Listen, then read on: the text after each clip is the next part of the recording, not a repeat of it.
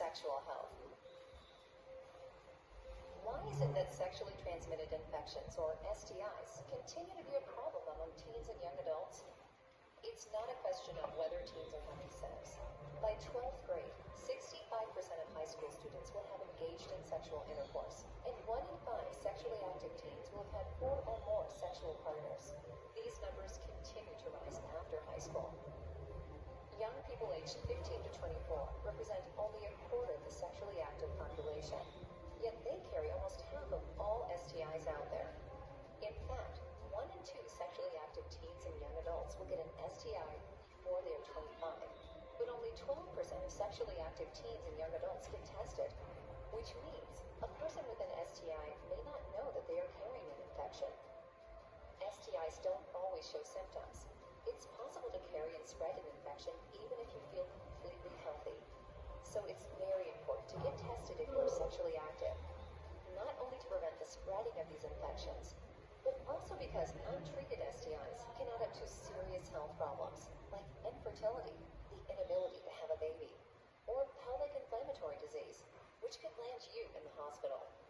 Although STIs can be scary and embarrassing at times, we know they are not uncommon.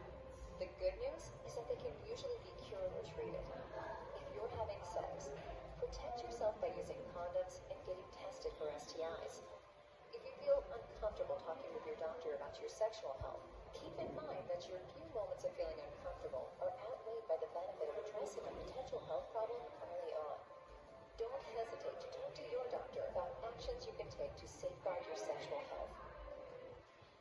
Okay, we all know that we just watch a video and we all learn something about the video.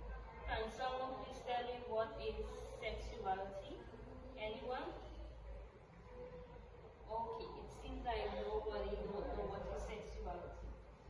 Sexuality is an integral part of personality and cannot be separated from other aspects of yourself. Sexuality refers to how individuals experience and express themselves sexually.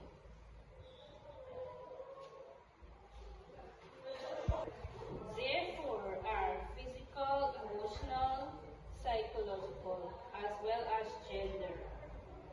Human beings are called to love, soul, and body, and human love embraces both the body and the spirit. Therefore, sexuality is not something purely biological, rather it concerns physical, emotional, and cognitive part of the person. This means no matter what sickness or whatnot, is a human being, you still have to have the same love and respect and everything. Self-awareness is necessary if we are not appreciate and understand others.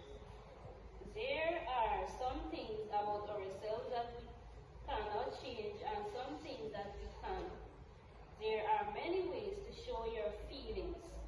They include telling the person that you like him or her, kissing, cuddling, or holding hands and touching.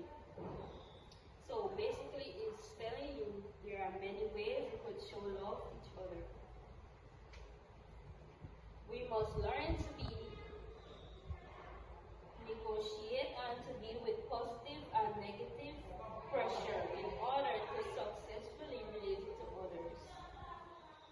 Well, if you and someone is friend, you could able advise them and tell them like positive stuff. Don't tell them like negative stuff or lead them to do bad things.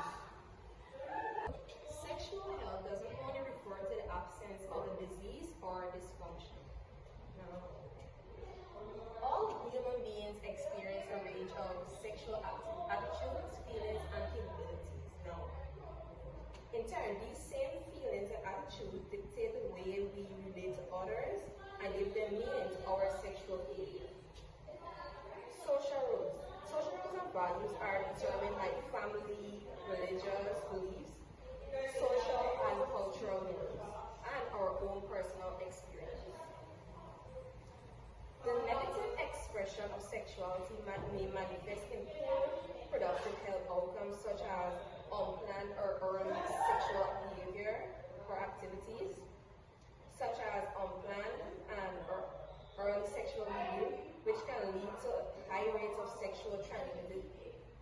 infections, including HIV,